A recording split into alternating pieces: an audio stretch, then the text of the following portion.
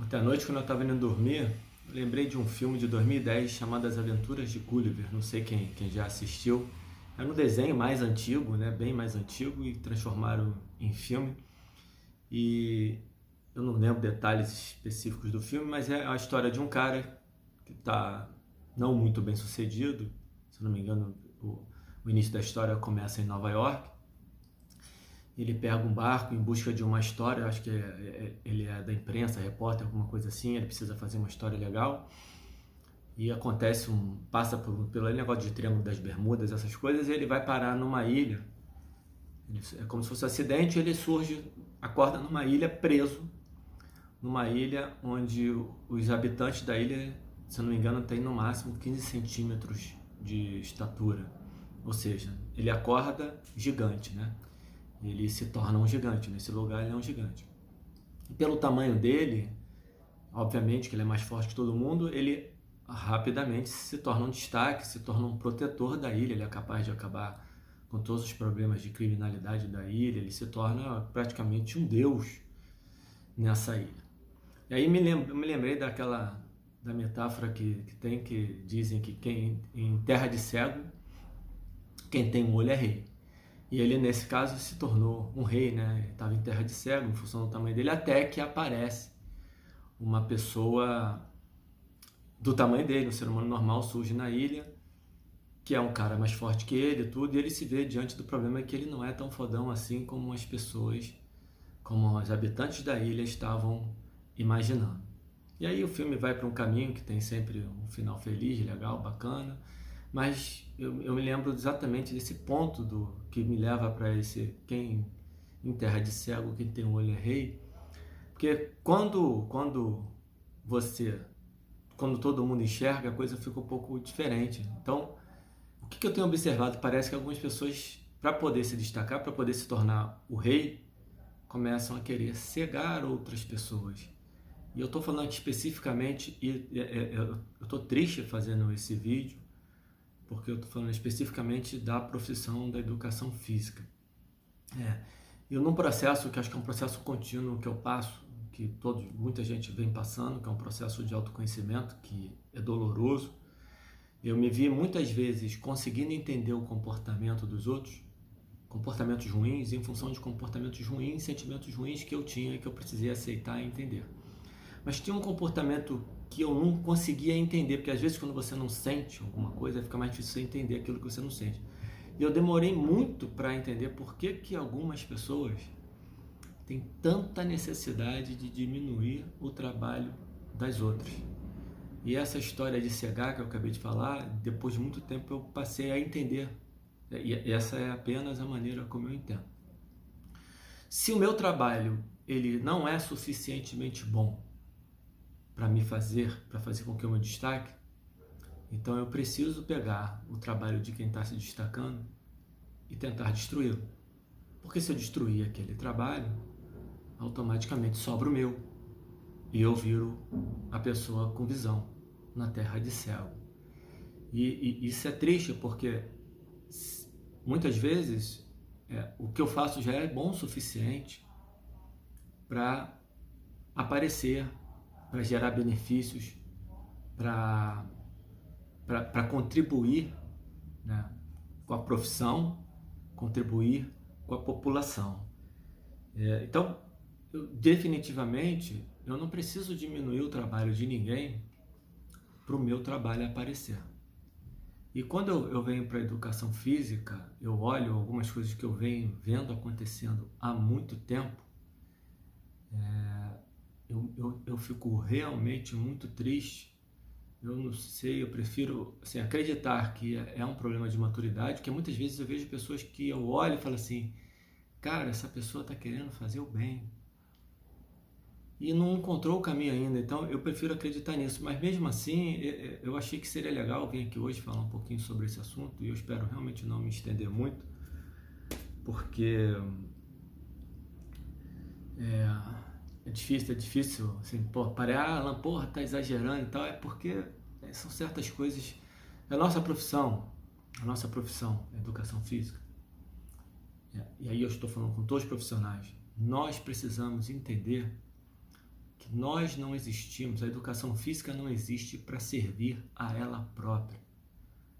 A educação física existe para servir à sociedade. Nós estamos agindo, e eu acredito que sem perceber, como se nós existíssemos para servir a nós mesmos. Nossos posicionamentos, nossas discussões, são todas para nos defender. E estamos esquecendo que há um compromisso ético que é maior do que a própria educação física. E esse compromisso ético é servir a sociedade. Entre eles, para mim, o mais óbvio de todos, que é tornar a população mais ativa. E toda vez que a gente briga entre a gente em público, a gente torna essa missão um pouco mais difícil. E aí eu venho vendo algumas coisas assim, a necessidade de umas pessoas debocharem das outras e falar. Eu vou dar um exemplo prático aqui de uma situação que eu passei. Eu falei, eu não lembro exatamente o que foi, eu falei alguma coisa errada em algum lugar e o Fábio Cauê me chamou no particular, doutor Fábio Cauê, meu amigo, e esse cara é amigo de verdade. Falou, Alan, aquilo que você falou não é bem assim. Pô, Cauê, cara, e como é? É assim, assim, assim, assim, assado. Obrigado. A próxima vez que eu falar, eu vou falar da maneira correta. Ele não foi fazer um post, não foi dar uma palestra, não foi fazer uma live para dizer que o meu trabalho era ridículo porque eu tinha falado uma besteira. Ele me chamou e topou entrar num debate comigo para poder tentar me ajudar. Isso é contribuir. Quando você faz um post, e o Instagram hoje ele tem um poder enorme, que você diminui o seu colega, a pessoa leiga que está assistindo, para aquela pessoa você acabou de criar mais uma barreira. Então eu gostaria muito que, eu sonho realmente com isso, que nós da educação física começássemos a pensar na importância real que a nossa profissão tem, mas como uma profissão que serve à sociedade e que não é servida pela sociedade. E que para servir à sociedade, a gente precisa ter, nessa mentalidade de servidor, a gente precisa se fortalecer internamente e não se enfraquecer internamente. E quando a gente tem esse tipo de atitude, não pense que a gente está se fortalecendo. A gente está se enfraquecendo diante dessa mesma sociedade que depende da gente. Porque se nós não conseguimos ter um consenso, imagina a pessoa que está assistindo e fala, cara, eles não decidem se o agachamento é bom, se o agachamento é ruim, se a puxada é bom, se a puxada é ruim. Como é que eu vou escolher? Eu não tenho como escolher. E importante, o seu trabalho, o meu trabalho, o trabalho de qualquer ser humano, para ele aparecer, ele precisa ser bom. Ele não precisa que o dos outros à sua volta sejam ruins.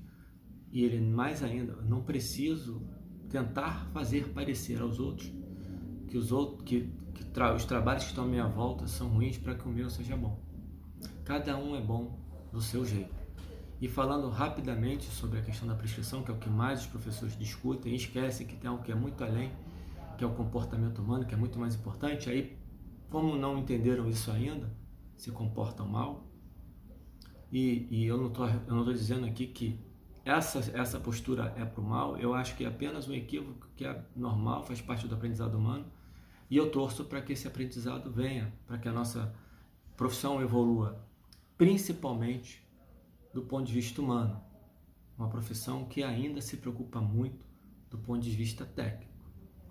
E aí se discute, fala em público e gera um monte de discussão que talvez não seja o ponto principal. O ponto principal da nossa profissão é fazer a população se tornar mais ativa. O que nós estamos dando de recado, o que você está fazendo, o que eu estou fazendo no meu dia a dia, que realmente ajuda isso a acontecer. Esse é o ponto. Eu poderia ficar falando aqui muito tempo, eu acho que eu já falei até demais. Espero que eu conseguido ser um pouquinho claro nessa minha tristeza, né? Que eu fiquei triste essa semana. Já venho vendo isso acontecer há muito tempo. Na semana eu fiquei especialmente triste porque quando você pensa que não vai ver mais nenhum absurdo, você vai e vê. Vamos refletir, gente. Nossa profissão é para servir a população, é para servir a sociedade. E para isso, seria muito mais interessante que a gente mostrasse à sociedade que todo mundo está imbuído dos mesmos valores, com o mesmo objetivo, cada um com seu método, com seu estilo, com a sua prescrição, com a sua evidência, tentando fazer a população ficar mais ativa. Não tem ninguém melhor, não tem ninguém pior. E sim, dentro de casa, fechado entre a gente, vamos discutir as questões técnicas, porque elas são importantes, elas vão nos fazer crescer e vão retornar à população mais qualidade. Mas externamente, a gente precisa estar mais unido, mais forte de verdade. Ser menos vaidoso, porque todo mundo já entendeu que a profissão, que a educação física é importante. A gente não precisa mais ficar falando que a educação física é maravilhosa, que você precisa de um profissional competente. Toda vez que a gente se defende dessa maneira, sem querer, pessoal, sem querer, a gente pode estar passando uma imagem de fraqueza. Porque quem fala muito que precisa falar que é quem realmente não é. Sabe aquele cara que bate na mesa, eu sou o chefe? É o chefe, né? O chefão, não é o líder.